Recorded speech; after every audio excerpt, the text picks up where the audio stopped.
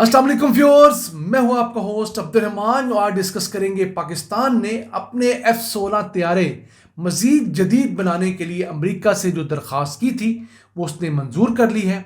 खरबों रुपए का जदीद तरीन इक्विपमेंट जो है वो हमें अब मिल जाएगा, जिससे हमारे पास मौजूद F-16 तैयारे सन 2040 तक फ्लाई कर सकेंगे और हम दुनिया में अपने झंडे गाड़ते रहेंगे।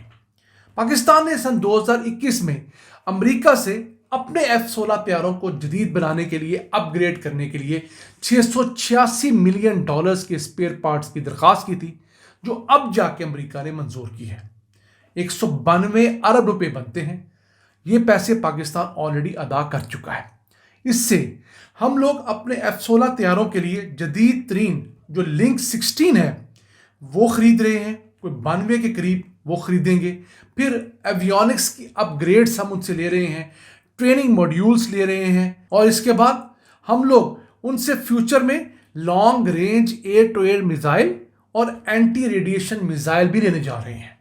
ये एंटी रेडिएशन मिसाइल वो मिसाइल होते हैं जो कि दुश्मन के रिडार्स को तबाह करने के लिए, उनके एयर डिफेंस सिस्टम को तबाह करने के लिए इस्तेमाल होते हैं, क्योंकि ये रिडार पर नज़र नहीं आते हैं। अब इस खबर का इंडिया ने बहुत बुरा मनाया है, वहाँ तो बाकायदा एक आग लगी हुई है। क्यों? जो लिंक 16 सिस्टम है ये बेसिकली तैयारों का एक कम्युनिकेशन सिस्टम है। ये इनक्रिप्टेड कम्युनिकेशन होती है, जिस तरह आपका व्हाट्सएप का जो मैसेज होते हैं इनक्रिप्टेड है, आप सेंडर और रिसीवर उसे पढ़ सकते हैं, दरमियान में कोई नहीं पढ़ सकता। इसी तरह ये लिंक 16 जो है तैयारों के अंदर नस्ब ऐसा सिस्टम है जिसके अंदर तैयारे आपस में कम्युनिकेशन करते हैं या ग्राउंड के अंदर मौजूद जो स्टाफ है या सैटेलाइट के जरिए उसी तमाम इकोसिस्टम के अंदर कम्युनिकेशन होती है। बाहर से उसे कोई इंटरप्ट या हैक नहीं कर सकता। अमेरिका भी अपने तैयारों में ज़्यादातर यही लिंक 16 ही इस्तेमाल कर रहा है। इसका वर्जन डिफरेंट हो सकता है। और इस सिस्टम के पाकिस्तान में आने के बाद हमारे पास मौजूद जो 75 F-16 तैयारे हैं जो कि ब्लॉक 52 के हैं, वो इस काबिल हो जाएंगे कि वो अमेरिकी एयरफोर्स के तैयारों के साथ और नेटो में मौजूद जो एयरफोर्स के तैयारे हैं उनके साथ आपस में आसानी से इंटीग्रेट हो जाएंगे। इनकी जो कम्युनिकेशन है वो आसान होगी, फिर इन्हें जैम नहीं किया जा सकेगा। यानी इनका जो कम्युनिकेशन का सिस्टम है वो दुश्मन के रडार या दुश्मन के एयर डिफेंस सिस्टम के जरिए जैम नहीं किया जा सकेगा। फिर इस अपग्रेडेशन के बाद हमारे ये जो तैयारे हैं ये मज़ीद 15 साल बेहतरीन तरीके से उड़ सकेंगे, क्योंकि इनकी मिड लाइफ अपग्रेडेशन हो रही है। 2040 तक यही हमारे पास मौजूद F-16 तैयारे जो हैं अमेरिका से हमने जो गाए बगाए लिए थे वो प्रवास के काबिल होंगे, वो तमाम किस्म के मिशंस में इस्तेमाल हो सकेंगे।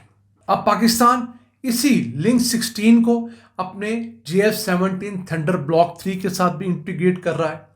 फिर हमारे पास जो चाइना से लिए हुए J-10C हैं उनके साथ भी इंटरलिंक करेगा और फ्यूचर में हम जो चाइना से J-31 या J-35 जो खरीदेंगे उनके साथ इंटीग्रेट करेगा। इसके ज़रिए हमारे ये तमाम तैयारे जो हैं वो 4.5 जनरेशन की वॉरफेयर के लिए तैयार हो जाएंगे। यानी हम तमाम अकसाम के जो तैयारे उड़ा रहे होंगे उनकी कम्युनिकेशन आपस में एक जैसी होगी। नॉर्मली ऐसा नहीं होता। एक तरफ चाइनीज़ टेक्नोलॉजी है, दूसरी तरफ अमेरिकी टेक्नोलॉजी है, उसको आपस में इंटीग्रेट करना खासा मुश्किल और टेक्निकल काम होता है। इंडिया ने जिस बात में मार खाई है ना मई 2025 की जंग में, इसीलिए खाई है कि जो रफाइल है वो तो फ्रेंच टेक्नोलॉजी है, बाकी उनके पास जो टेक्नोलॉजी मौजूद है वो रशियन टेक्नोलॉजी है, कुछ होम ग्रोन टेक्नोलॉजी है। तो आपस में उस तरह सीमलेस और बहुत फास्ट टेक्नोलॉजी मौजूद नहीं है, जिसकी वजह से डाटा उस तेज़ रफ्तारी से ट्रांसफ़र नहीं हुआ जिस तेज़ रफ्तारी से पाकिस्तान के इकोसिस्टम में ट्रांसफ़र हुआ है।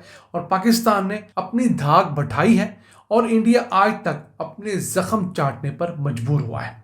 फिर इस अपग्रेडेशन के अंदर एक और चीज़ भी आएगी कि तैयारे अपने मुल्क के तैयारे को और दुश्मन तैयारे को हवा के अंदर ही पहचान सकेंगे। इसका फ़ायदा ये होगा कि अपने तैयारे से अपने ही मुल्क के तैयारे या किसी दोस्त मुल्क के तैयारे को हिट करने का जो चांस होता है, जो नुकसान होता है, उसे ख़त्म कर दिया जाता है। तैयारे खुद इतने इंटेलिजेंट हो जाते हैं कि उन्हें पता होता है कि हवा में उड़ते हुए ज़मीन से 40-50 हज़ार फुट की बुलंदी पर कि कौन सा तैयारा हमारा है दोस्त है और कौन सा दुश्मन का तैयार है। अब अमेरिका ने ये सारी अप्रूवल जो दी हैं 4 साल के बाद, वो इसलिए दी हैं कि पाकिस्तान और अमेरिका के जो काउंटर टेररिज्म के मुश्तरका मफादात हैं उसके अंदर ये तैयारी इस्तेमाल होंगे।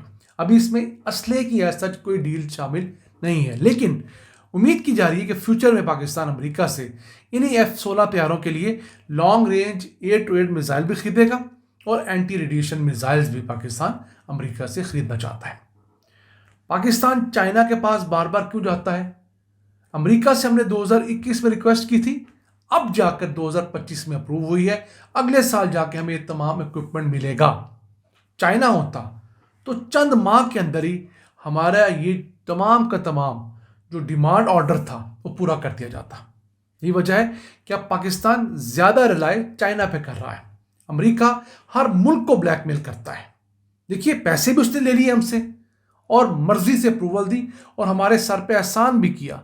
अब इस अप्रूवल के बाद बहुत सारा सॉफ्टवेयर ऐसा है, बहुत सारा हार्डवेयर ऐसा है जो अमेरिका हमें देने में लेतो लाल से काम लेगा। हमारे पास 75 तैयारे हैं तकरीबन F-16 के। हम लोग उनसे 92 सिस्टम खरीद रहे हैं। क्यों? कल को कोई ख़राब हो जाए तो अमेरिका के पास हम भागे हुए जाएंगे, फिर अमेरिका अप्रूवल्स में कई साल लगाएगा। उससे बेहतर है कि हम कुछ एडवांस में चीज़ें रिजर्व के अंदर रख लें, फिर कुछ सिस्टम हमारे पास ग्राउंड पे इस्तेमाल हो रहे हैं तो हमें थोड़े से वसाइल में ही बहुत सारा ख्याल रखना पड़ता है।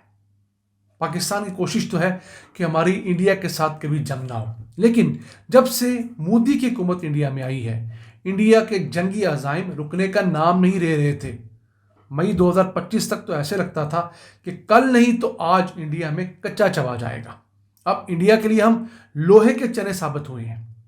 अब इंडिया उसके बाद सोच नहीं पा रहा कि हमें किस तरह अटैक करके उसने ख़राब करना है। ऑल्दो हमारे माशी हालात ख़राब हैं, हम आपस में दस्तों गिरेबान हैं, लेकिन इंडिया के ख़िलाफ़ हम सब इकट्ठे हैं। हम उम्मीद करते हैं कि हमारा ये इत्तेहाद सियासी तौर पर बेहतर होगा, माशी मैदान में भी हम सब इकट्ठे होंगे ताकि पाकिस्तान को तरक्की के रास्ते पर डाला जा सके। अगर हम मिलिटरीली तकड़े हैं तो हमें माशी तौर पर भी तगड़ा होना चाहिए। ये आज का एपिसोड हमें उम्मीद है आपको पसंद आया होगा। अपनी सजेशंस, अपनी आराज़ से हमें आगाह रखा करें। अपने मेज़बान अब्दुल रहमान को इजाज़त दीजिए। अल्लाह ने के बाद।